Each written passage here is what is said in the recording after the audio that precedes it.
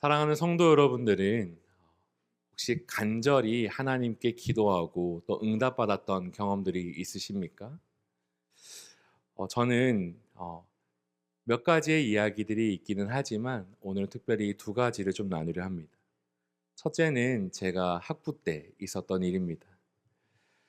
아직은 하나님을 잘 모르던 제가 매일같이 기도하러 가던 습관을 만들고자 아침, 점심, 저녁으로 기도실에 가서 발냄새를 풍기던 때가 있었습니다. 그런데 그곳에서 어느 날이죠. 점심을 먹지 않고 습관을 따라 그곳에 나아가서 기도하는데 너무 배가 고픈 거예요. 그래서 제 안에 기도의 제목을 막 드리며 기도하다가 하나님 너무 배고파요. 이렇게 기도하였습니다. 사실 그냥 그 길에 나가서 이제 매점으로 향하면 그 배고픔은 해결이 될 만한데요. 그때의 그 기억으로는 하나님 앞에 그 배고픔을 그냥 이상하게도 그냥 이야기를 드렸던 것 같아요. 그런데 그때로부터 놀라운 일들이 이루어지기 시작합니다. 제가 이제 기도를 다 마치고 그 기도를 이제 마치고 매점으로 향하여서 이제 올라가야 되니까 숙소로 이제 빵을 사러 가는데 갑자기 평소에 권하지 않던 여러 형제 자매님들께서 저에게 빵을 먹겠느냐라는 이 말을 마구 던지시는 거예요. 여러분들은 하나도 놀랍지 않고 우스우시겠지만 저는 제가 받았던 실제적인 기도의 응답 중에 하나였습니다. 정말로 놀랍게도 서점과 매점이 같이 있고 그 근방을 전전긍긍하는 저의 모습에 정말 놀랍게도 빵과 우유를 손에 쥐어주며 제 배고픔을 달래주던 그 하나님의 모습이 저는 잠깐 생각이 납니다. 그러면서 또 시간이 흘렀습니다. 이제 대학원이 되었는데요. 대학원에서는 또 다른 이야기입니다. 이때는 먹을 것에 관한 이야기는 아니고요. 대학원 1학년 때 이제 공부를 한창 하던 중이었습니다. 마음을 좀 정리하고 이제 수업을 듣기 시작하던 때였는데 그런데 그 수업을 쫓아가다 보니 너무나 이제 힘겨운 일들이 발생했습니다. 눈으로 보고 쫓아가는 정도가 아니라 이것을 이제 막 빨리 이제 체화하고 싶고 내 것으로 만들고 싶고 막 소화하고 싶은데 그게 되지 않는 거예요. 그렇지만 이제 실상은 이제 기숙사에 모여서 똑같이 다시 또 먹는 얘기네요. 치킨을 먹으며 왜 이렇게 어려울까 하면서 막 헬라어 문제를 풀고 막 그러던 때가 있었습니다. 그런데 옆에 있던 친구가 이런 말을 하는 것입니다. 야, 그냥 같이 기도나 하러 가자. 그래서 그 밤중에 각자 새벽에 추운 겨울이었거든요. 그 새벽에 이제 밤중에 그 산 위에 있는 기도실에 찾아가서 같이 기도를 하는데 그때 제가 딱 무릎을 꿇고 이러한 외침을 가졌던 적이 있었습니다. 그 기도 제목은 그때가 처음이자 끝이었는데요. 무엇이었냐면 하나님 제발 공부 좀 할 수 있게 해주세요. 제가 아무리 이해하고 싶은데 이해가 잘 되지 않는 거 보니 제 머리가 약간 나쁜 것 같습니다. 머리가 약간 스톤 네 머리가 나쁜 것 같아요. 하나님 어떻게 제가 이곳에 왔을까요?부터 시작해서 제가 그 기도를 하는데 처음에는 이렇게 앉은 다리를 하고 같이 이제 편하게 기도하다가 그런데 놀랍게도 제가 무릎을 꿇고 그 기도를 드리기 시작했던 때가 있었습니다. 사랑하는 성도 여러분, 여러분들은 어떤 기도 제목들을 드리고 계시나요? 우리 안에 많은 이야기들이 있고 또 그 기도를 우리는 늘 드리며 살아가는데 어떤 기도에 또 어떤 간절함이 있는지 문득 궁금해집니다. 오늘 본문을 함께 보는데요. 이 본문 안에도 한 여인이 가진 간절함이 좀 묻어납니다. 이 여인은 하나님을 향하여서 예수님을 향하여서 소리를 지르는 모습으로 등장하고요. 그 소리를 지르는 모습 속에서 예수님을 만나고 은혜를 경험하는 이야기가 있습니다. 그런데 그 여인이 그렇게 예수님을 마주하면서 겪는 그 삶, 그가 하나님을 향해 나아가는 그 태도, 그 모습들을 이렇게 들여다볼 때면 어쩌면 오늘 저희가 또 이 이야기를 시작하는 저희가 또 함께 바라보고 점검하고 나아가야 될 모습이 있을 것 같아 이 시간 함께 말씀을 나누려 합니다. 이 시간 하나 둘 말씀을 나눌 때에 그 은혜를 함께 누리고 또 같이 기도하는 힘이 있기를 원합니다. 첫 번째 이야기는 무엇이냐면요. 첫 번째 이야기는 이 여인이 가졌던 태도, 믿음의 첫 번째 이야기는 간절함입니다. 좀 더 표현한다면 간절함을 따라 정을 절박한 행동으로까지 나타나는 믿음을 표현하는 것입니다.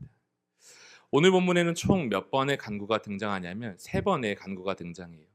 21절부터 28절까지 몇 안 되는 구절이었는데 그 속에서 이 여인이 예수님 앞에 나아가고 그 속에서 세 번이나 간구하는 내용이 담겨 있습니다. 성경에는 강조, 반복이라 함은 곧 강조를 의미하는데 이처럼 짧은 본문 속에서 이같이 다뤄지는 건 단 하나 분명한 메시지가 있다는 것입니다. 그런 의미에서 이 간구들을 좀 들여다보기 원하는데요. 첫 번째 간구를 우리가 함께 보겠습니다. 21절, 22절인데요. 같이 한번 읽어보겠습니다. 함께 읽겠습니다. 시작. 예수께서 거기서 나가사 두로와 시돈 지방으로 들어가시니 가난한 여자 하나가 그 지경에서 나와서 소리질러 이르되 주 다윗의 자손이여 나를 불쌍히 여기소서 내 딸이 흉악하게 귀신 들렸나이다 하되. 귀신 들린 딸과 함께 자신의 삶 또한 무너져 있던 이 한 여인에게 하나의 소식이 들려옵니다. 무엇이냐면 그것은 바로 자신이 살고 있는 이 지역 근방에 예수님이 찾아왔다는 사실입니다. 여인은 몸을 움직였고 그 예수께로 나아가서 그리고 소리칩니다. 주 다윗의 자손이여 나를 불쌍히 여기소서 내 딸이 흉악하게 귀신이 들렸나이다. 이것이 여인의 첫 번째 간구입니다. 내가 사랑하는 딸이 흉악하게 귀신이 들렸다니요. 있을 수는 없는, 아니 있어서는 안 되는 그 일이 이 여인에게는 실제로 있었던 일이었습니다. 일상이 멈추었을 것이고 삶이 무너졌을 것이고 더 이상 사람들과 함께 할 수 없는 그런 구조가 아닐까 싶습니다. 어떻게 하루를 살아갈까? 내가 아무리 대입을 해보려 해도 상상되지 않는 그 모습이 떠올려지는데 조금의 힌트를 얻으려면 이제 TV나 유튜브나 검색해보면서 그 힘겨운 이야기를 들여다봐야 되는데 그것이 얼마나 또 부끄러운 행동이겠습니까? 상상해보는데요. 그게 쉽지만은 않은 것 같습니다. 그런데 이 여인에게 어떠한 상황이 찾아오냐면 지나가며 한 예수님이 등장하는 것이죠. 소문으로만 무성했던 그 예수님이 여러 사람들의 입술에 오르내리는 그 예수님의 이야기가 등장하니 그에게 찾아가는 것입니다. 그런데 이 여인이요 단순히 그 예수님의 소문을 듣고 나아간 정도가 아니라 좀 더 그 여인의 간구를 들여다보기 위해서는 하나의 구절을 더 봐야 되는데 23절의 말씀을 함께 볼 필요가 있습니다. 우리 이 말씀도 함께 읽어보겠습니다. 시작. 예수는 한 말씀도 대답하지 대답하지 아니하시니 아니하시니 제자들이 와서 청하여 말하되 그 그 여자가 우리 뒤에서 소리 소리를 지르오니 그를 보내소서. 먼저 말씀해 보면 예수는 한 말씀도 대답하지 않는다라는 조금의 특이점이 있습니다. 우리가 다 잘 아는 모습은 예수님은 항상 그렇게 부르짖는 누군가가 있으면 분명히 찾아가시고 만나시고 위로하시고 힘주시고 살려주시는 것일 텐데 이상하리만큼 예수님이 조금 침묵하고 계세요. 그런 침묵 상황 속에서 얼마간의 시간이 흘렀을까요? 제자들이 그런데 거기서 이제 웅성웅성거리는 것입니다. 그 여자가 우리 뒤에서 소리를 지르오니 그를 보내소서. 여기서도 제가 두 가지의 예화를 좀 들려드릴까 합니다. 하나는 좀 안 좋은 얘기, 하나는 좀 예쁜 얘기 한번 들려보겠습니다. 제가 예전에 청년 때 혼자 늦가기 이제 배낭여행을 떠난 적이 있었습니다. 그 여행 중에 하나가 태국이었는데요. 그 태국의 밤거리가 신기했기 때문에 길을 가다 보니 재미있는 풍경이 많았습니다. 정말 그때는 외국인 여러 사람들이 그 호프에 모여서요. 그 마카레나 춤을 추는 광경을 제 눈으로 보면서 이것이 실존이구나 싶기도 했는데요. 근데 그 광경을 보면서요. 와, 손에는 콜라를 들며 길을 가면서 그냥 그 풍경을 즐기던 그 시간에 갑자기 뒤에서 정말 무서운 소리가 들렸습니다. 오빠? 그런데 그 목소리가 뭐 외국인과 뭐 그런 거 상관없이 조금 낯설게 들렸어요. 그런데 반복적으로 들립니다. 오빠? 오빠? 근데 이것을 제가 아무리 표현하고 싶지만 진짜 소름 끼치는 표현이었는데요. 그 이유는 무엇이냐면 그분이 실제 여성분이 아니었기 때문이에요. 그런데 그분이 하이를 신고 제 뒤를 그때부터 제 귀가 너무나 열려서 또각또각 하면서 들려오는데 그 한 여성분의 그 부르짖는 소리가 제 귀에 들리는데 얼마나 소름 끼쳤는지 모릅니다. 군대를 전역하고 장성한 자에 되었던 저의 모습이 그런 것도 상관없이 부끄러움으로 그 길을 줄행랑 쳤던 이야기가 있는데요. 좀 그것과 달리요. 요즘 또 제가 겪는 또 하나의 간절한 외침이 있습니다. 어떤 외침이냐면 이런 외침입니다. 잘 들어보십시오. 아! 무슨 이야기냐면 저희 집에서 나타나는 한 단말말 외침입니다. 한 여인이 저희를 찾고자 외치는 그 외침의 시작은요. 아! 이런 외침입니다. 다른 말이 없습니다. 다른 말을 아직은 못하는 것 같습니다. 그런데 그 외침이요. 너무나 무섭게도 귀에 정말 잘 들려요. 거실에서 이제 집에서 밤중에 이제 몰래 몰래 좀 쉬며 짐 정리도 하며 있을 때면 그런데 그 방문을 뚫고 그 작은 소리가 들려오는데 얼마나 잘 들리는지 모릅니다. 그러면 이제 문을 싹 열죠. 그러면 정말로 그 아이가 눈을 번쩍 뜨며 쳐다보고 있어요. 무서운 순간입니다. 근데 뭐 이런 우스갯소리들이 있지만요. 근데 이런 건 중요하지 않고요. 근데 오늘 본문에서 제가 좀 상상을 해보았습니다. 한 여인이 이제 예수님을 향하여 소리를 지르는데 그런데 예수님이 왜 침묵하고 계시지? 그 제자들은 거기에 대해서 반응하는 것이죠. 우리 뒤에서 소리를 누가 지르고 있는데 좀 봐주십시오. 예수님이 혹시 듣지 못했나? 제자들이 물었을 수도 있고 예수님이 왜 아무런 조치를 하지 않으시지? 물을 수도 있습니다. 궁금증을 갖고 좀 생각을 해보고 하는데 좀 다른 면이 있구나라는 생각이 들었습니다. 무엇이냐면요. 여자가 그냥 한 번 텍스트에 있는 것처럼 한 번만 외친 건 아니구나. 그래서 상상해 봅니다. 다시 한번 23절 말씀을 좀 띄워주신다면요. 그 여자가 우리 뒤에서 소리를 지르오니 그를 보내소서. 이것은 제 상상에 불과하지만 이런 것입니다. 누군가가 간절히 끝없는 외침으로 자기의 그 마음을 두고 이 예수님을 향하여서 계속 소리치고 있는 것은 아닐까? 제가 여기서 실현은 다 할 수는 없지만 한번 상상해 보십시오. 1분이 지나도록 그 외침이 계속된다면 5분이 지나도록 그 외침이 계속되고 있다면 좀 더 나아가 볼까요? 한 10분 정도라고 할까요? 그 외침이 그 사람들 사이에서 계속되고 있다면 그것은 어떻게 들리는 것일까요? 주여 다윗의 자손이여 나를 불쌍히 여기시옵소서. 주여 다윗의 자손이여 나를 불쌍히 여겨 주시옵소서. 내 딸이 흉악하게 귀신이 들렸나이다. 주여 하고 하는 그 간절한 외침이 상상 가운데 머릿속에 스쳐갑니다. 들려야만 닿아야만 변화가 있을 것이라 생각하는 것인지 끊임없이 외치고 외치는 그 외침에 저는 잠깐 침묵하게 됩니다. 왜 예수님이 침묵하실까? 왜 말씀이 없으실까? 상상도 해보는데 그러한 침묵 위에 무엇이 더해지냐면 이 여인의 단말마 이 외침이 들려옵니다. 그런데 그 반복되는 소리에 누가 먼저 반응하냐면 이 제자들이 반응하는 거예요. 예수님의 제자들이 말합니다. 예수님, 누군가 우리 뒤에서 소리치고 있습니다. 그런데 뭐라고 말하냐면 잠잠하게 또는 그를 좀 만나주세요가 아니라 그를 보내소서. 이것은 무엇이 하면 배척의 의미거든요. 그를 좀 못하게 그를 좀 보내어달라고 하는 말입니다. 왜냐하면 그가 이방 여인이었기 때문인데요. 이방 여인을 향한 당연히 사랑 없는 그 마음에서는요. 아직은 잘 모르는 그 제자들은 그 소리를 들으며 긍휼한 마음이 있기보다 조금 불편한 마음을 두고서 이것을 멀리하는데 그런데 그 간미, 그 외침이 끊어지지 않는 장면이 이 첫 번째 간절한 간구입니다. 그러고서 시간이 흐릅니다. 여인의 간절함에는 답이 없으셨던 예수님이 이제 그 제자들에게 그런데 그 제자들의 물음에 입을 떼시면서 다음과 같이 말합니다. 24절 25절 말씀 함께 읽어보겠습니다. 시작. 예수께서 대답하여 이르시되 나는 이스라엘 집에 잃어버린 양 외에는 다른 데로 보내심을 받지 아니하였노라 하시니 여자가 와서 예수께 절하며 이르되 주여 저를 도우소서. 그동안 여인의 간구에 침묵하고 계셨던 예수님의 첫 마디가 이제는 기대될 법한데 조금 충격적입니다. 나는 이스라엘의 집에 잃어버린 양 외에는 다른 데로 보내심을 받지 아니하였노라. 이것은 곧 무슨 말이냐면 나는 이스라엘을 위하여 이 땅에 왔지 너희와 같은 이방인을 향하여는 아무런 은혜가 줄 것이 없다라는 말과 같습니다.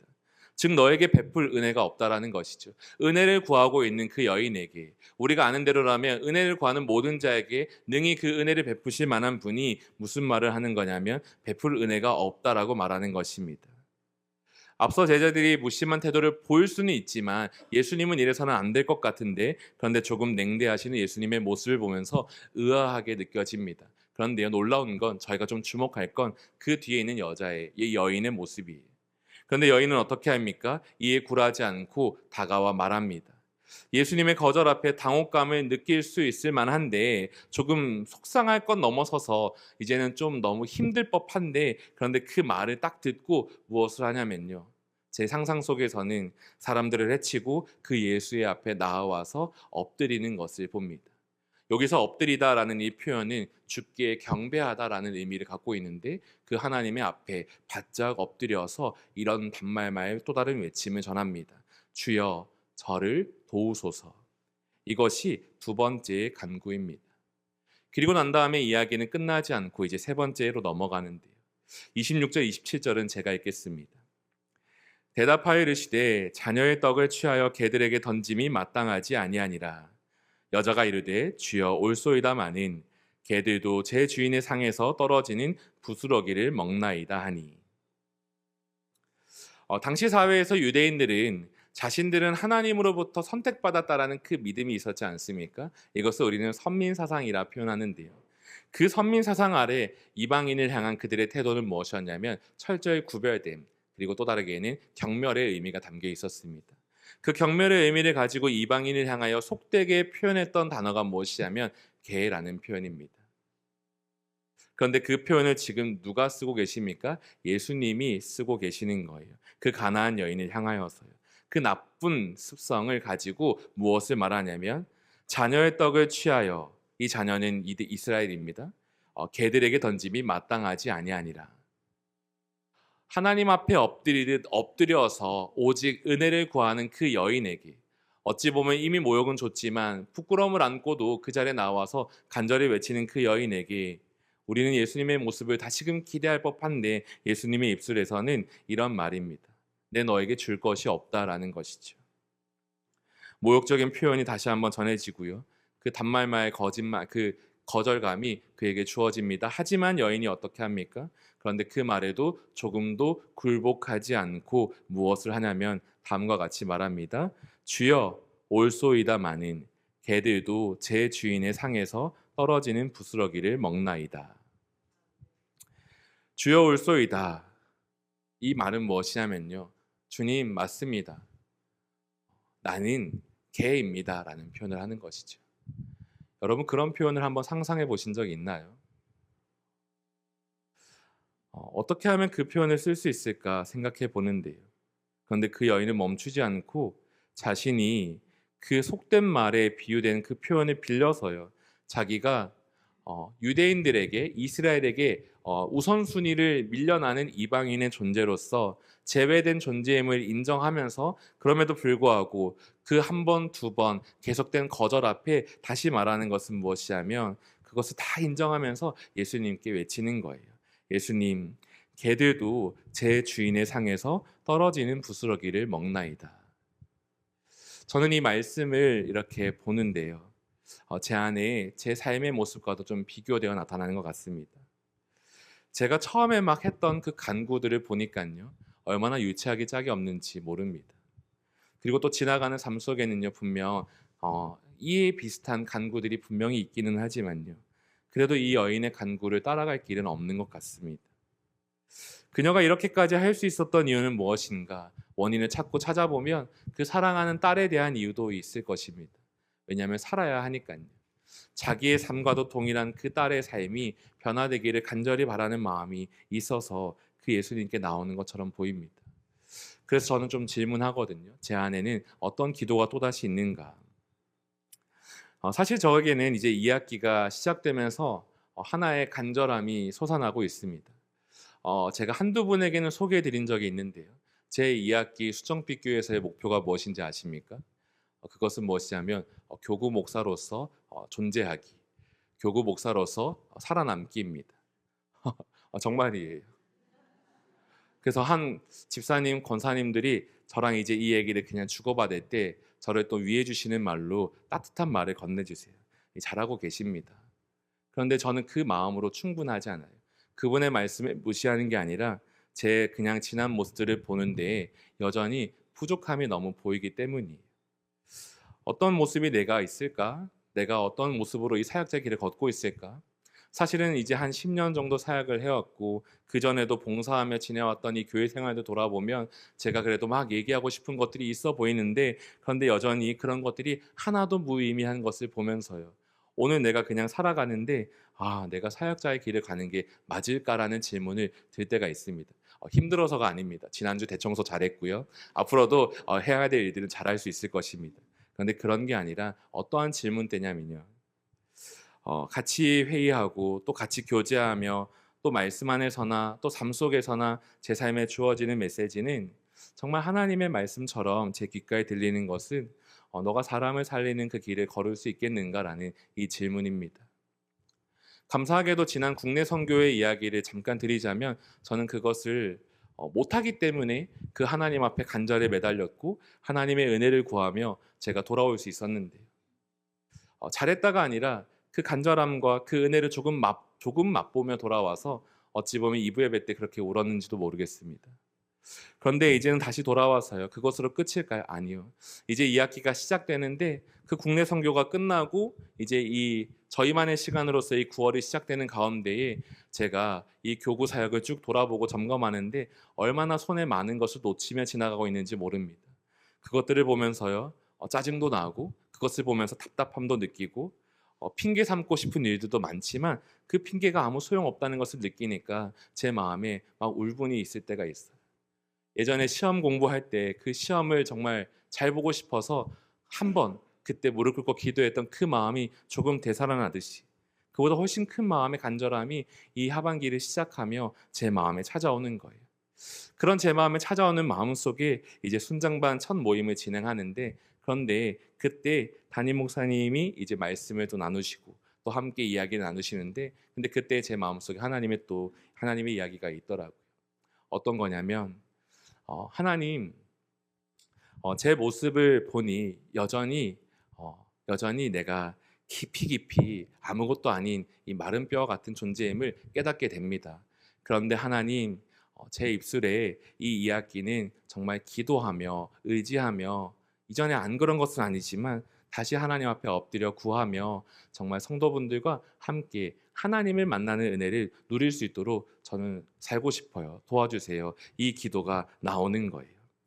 제가 이 여인의 이야기를 좀 묵상하고 제 얘기를 짧게나마 드리는 것은 무엇이냐면요, 우리 사랑하는 성도분들은 어떠한 기도의 제목들이 있으신지가 궁금해서였기 때문입니다. 2학기가 시작되고 다락방이 시작되고 90일 성경 통독이 시작되고 1:1 양육도 진행되고, 또 지금 많은 분들이 노트 필기를 하고 있는 것을 보니 제자 훈련, 사역 훈련이 시작되는 것을 깨닫게 됩니다. 그런데 그 가운데에 중요한 것은 무엇이겠습니까?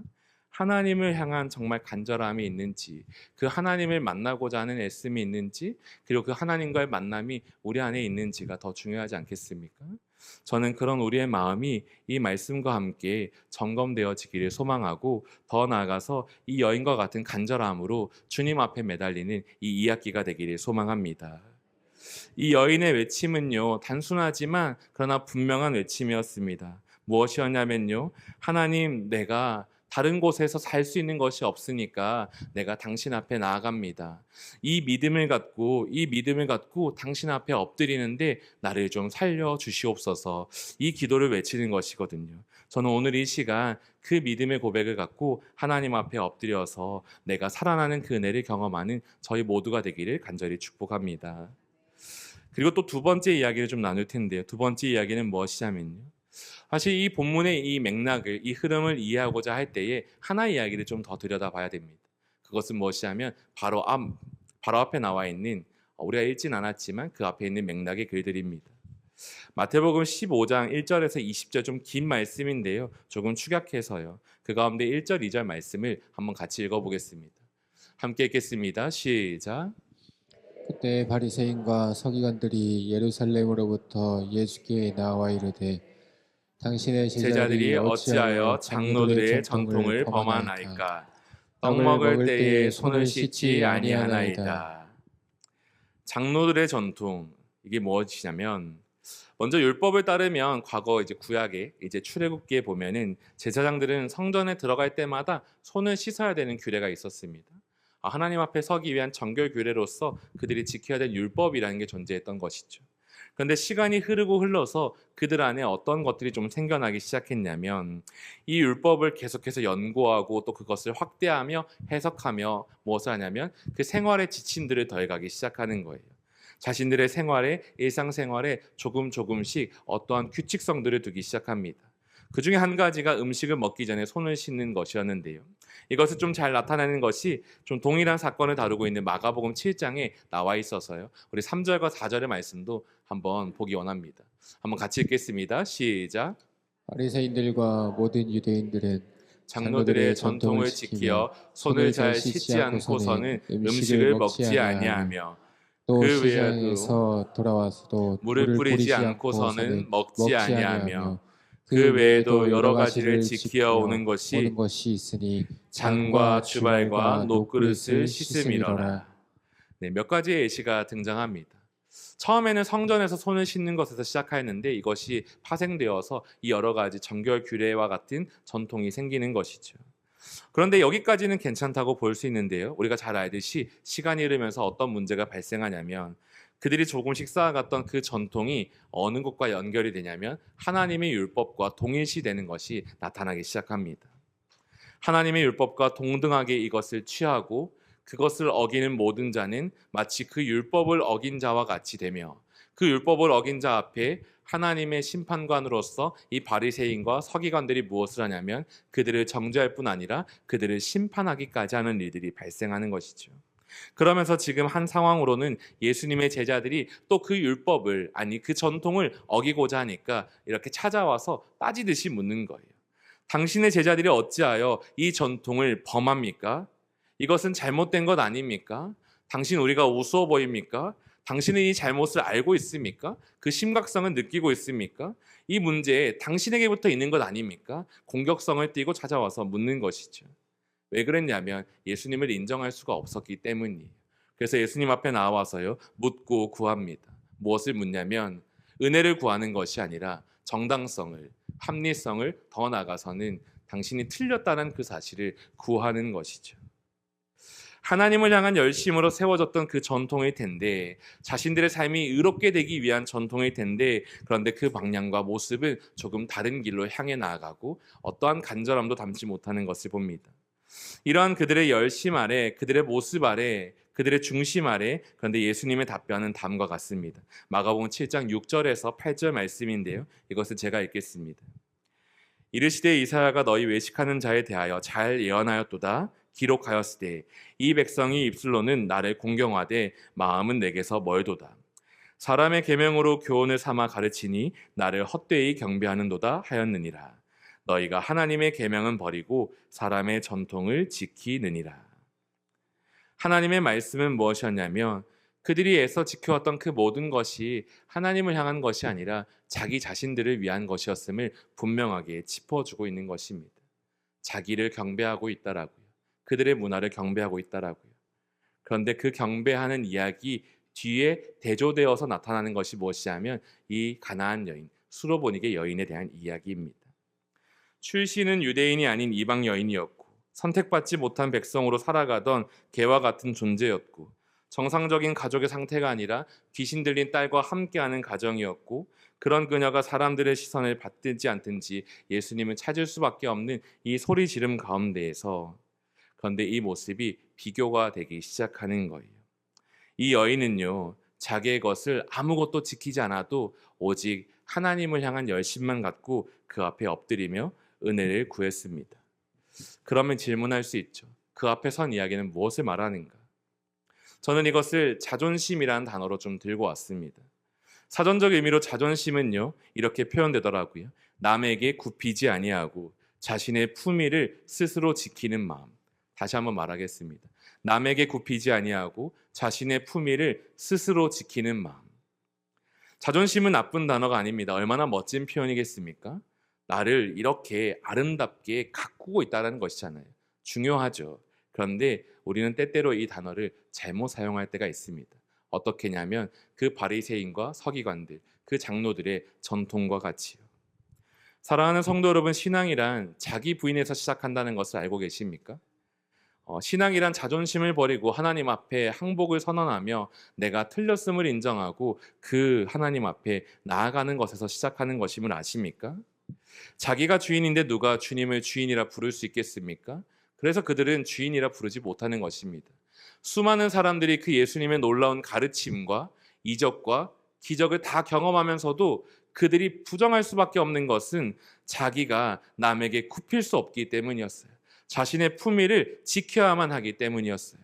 자기의 자존심을 붙들고 그 자리에 서 있어야만 살 수 있었기 때문이죠. 그와 반대로 이 가나안 여인, 수로보니가 여인은 어떻습니까? 자기가 가진 것과는 아무런 상관이 없습니다. 남에게 굽히는 것이 무엇이 문제겠습니까? 자기의 품위가 무슨 소용이 있겠습니까? 그냥 자기가 개라고 불리든 말든 상관없이 자기가 살아야만 하니까, 자기의 딸이 살아야만 하니까 간절히 외치는 것입니다. 사랑하는 성도 여러분, 여러분은 어느 신앙에 가깝습니까? 간절한 외침을 갖는 것만이 중요한 게 아닙니다. 그 간절한 외침을 갖기 위하여 우리가 가져야 될 마음은, 이 싸워야 될 마음은 이 자존감과 싸워야 될 것입니다. 우리 안에 혹 내가 내 성을 지키고 내가 붙들어 놓은 그 강한 성이 있다면 우리는 그곳에서 하나님의 은혜를 구할 줄 믿습니다. 이 제자들은요, 이 이야기를 들으면서요, 혼란스러웠을 수도 있습니다. 하지만요, 예수님은 먼저는 그 제자들에게, 더 나아가서는 그곳에 있는 모든 사람들에게, 그리고 무엇보다 첫째 아들과 같은 그 바리새인과 서기관들과 그 장로들에게도 이 여인의 모습을 보여주며 그 이야기를 보여주고 싶지 않았을까 싶습니다. 앞서 말하였죠. 예수님이 왜 침묵하였을까? 예수님이 왜 응답이 없으셨을까? 예수님이 왜 그동안 우리가 볼 수 없었던 그 거친 말들을 하였을까? 그것에 대해 여러 학자들의 의견들이 있는데요. 그들의 공통된 결론 중에 하나는 무엇이냐면 그 장로들의 믿음이 얼마나 잘못되었는지를 깨닫게 하기 위하여서 이 여인이 참된 믿음을 고백할 수 있도록 보여주는 것이었다라고 말합니다. 사랑하는 성도 여러분, 이 하반기 첫째는 우리가 간절한 마음으로 기도하며 나아갈 필요가 있겠죠. 그런데 저는 그것만이 끝이 아닌 것 같습니다. 전 저희 안에 하나님이 칭찬하시는 참된 큰 믿음이 있기를 간절히 소망합니다. 오늘 본문 함께 읽었던 마태복음 15장 28절에는 이렇게 예수님이 말씀하십니다. 이에 예수께서 대답하여 이르시되 여자여 내 믿음이 크도다 내 소원대로 되리라 하시니 그때로부터 그의 딸이 나으니라. 이 여인이 경험하였던 것은 무엇입니까? 자기의 모든 자존심을 버리고 그냥 그 하나님 앞에 엎드렸을 때 정말 그 은혜를 올바르게 경험할 수 있었던 것입니다. 더 나아가서 그 믿음이 칭찬받을 수 있었던 것입니다. 저는 이제 다가오는 가을 특세도 있고요. 그것과 상관없이 이 가을 하반기를 볼 때에 이 교회에 부어주시는 하나님의 기대와 소망이 눈에 보이는 것 같습니다. 누구를 통해서냐면 제게 주시는 그 마음의 감동을 따라서요. 그래서 제가 먼저 하나님 앞에 엎드리고자 하는 것은요. 하나님, 제가 뭘 할 줄 아는 것 같은데 진짜 할 줄 아는 게 없네요. 그런데요, 제가 이렇게 말해도요. 저희 함께하는 교역자들이 알지만 특히나 제 아내가 알고 있지만 제가 얼마나 안 바뀌고 고집스러운지 모릅니다. 근데 그것이 깨어지지가 않아요. 그것이 무너지지가 않아요. 부서지지도 않고 잘못된 줄도 모르고 그래서 바뀌지도 않아요. 아, 내가 이러다가 그렇게 끝이 나겠다라는 생각도 들 때가 있습니다. 혹시나 여러분들도 그러한 부분들은 없으십니까? 저는 이 하반기에 그 견고한 성들도 깨뜨리며 주님의 깊은 임재를 누릴 수 있기를 간절히 축복합니다. 하나님 앞에서 그 자존심도 버리면서요. 내 안에 믿음은 존재하나 그것을 내가 하나님께 올바로 드리지 못하는 그 어리석음도 다 깨뜨리고 정말 부스러기만이라도 충분하다는 그 간절한 외침만을 담아서요. 아, 내가 하나님의 은혜 위에만 살 수 있구나 깨닫는 그 경험하는 우리 모든 성도분들 되시기를 간절히 축복합니다. 말씀을 이제 마치려고 할 텐데요. 제가 이러한 간절함을 조금 돌아보고 나도 이것을 놓고 기도해야지라고 생각하는 중에 제 과거의 한 장면이 생각났습니다. 언제였냐면요. 제가 20살적 분당오류교회 다니기 이전에 청년회 때의 모습이었습니다. 저는 모태신앙이 아니고 하나님을 잘 모르던 사람이었는데요. 제가 정말 간절히 외쳤던 기도의 제목은 하나님 알고 싶어였습니다. 그런데 그 하나님이 알아지지 않는 어려움을 여러분 혹시 아십니까? 제가 그래서 그 10년이란 시간 동안 결론을 뭐로 지었냐면 하나님은 계신데 나를 사랑하지는 않으시는구나 이 결론까지 이르렀습니다. 그런데 그 작은 자가 뭘 알겠습니까? 말씀을요 제가 정말 열심히 읽었거든요. 정말 밑줄을 치면 많이 읽었습니다. 제가 하루에 3-4번씩 예배를 드리러 갔습니다. 예배에 정말 충실히 드렸습니다. 하루에 30분 전에 예배 가서 기도하고 예배가 마치고도 눈물로 10분 넘게 기도하고, 그런데 제 마음에 그 채워짐이 없는 거예요. 그런데 그런 시간을 쭉쭉 보내며 결론이 하나님이 없구나, 아니 나는 안 사랑하시는구나 였는데, 그런데 그때 제가 만났던 위로의 찬양이 하나 있었습니다. 그 찬양이 무엇이냐면요, 이 임재라는 찬양이었어요. 하나님이 이 찬양을 왜 저에게 보여주셨을까 했을 때요, 저는 그것이요, 너가 부르짖는 그 외침이 틀린 것이 아니라 여전히 너가 듣지 못하고 있을 뿐이다. 내가 너를 얼마나 사랑하는지 아니? 내가 지금 너에게 이 찬양의 고백을 부르게 하고 내가 너와 함께하고 있음을 보여줄 것인데 너가 그 믿음을 좀 가지렴 하는 그 말을 듣는 데까지가 10년 넘는 시간이 걸렸습니다. 저는 오늘 이 시간, 성도분들은 잘 하고 계시겠지만요, 저는 오늘 이 시간에도 하나님의 그 임재를 경험하는 시간 되기를 소망합니다.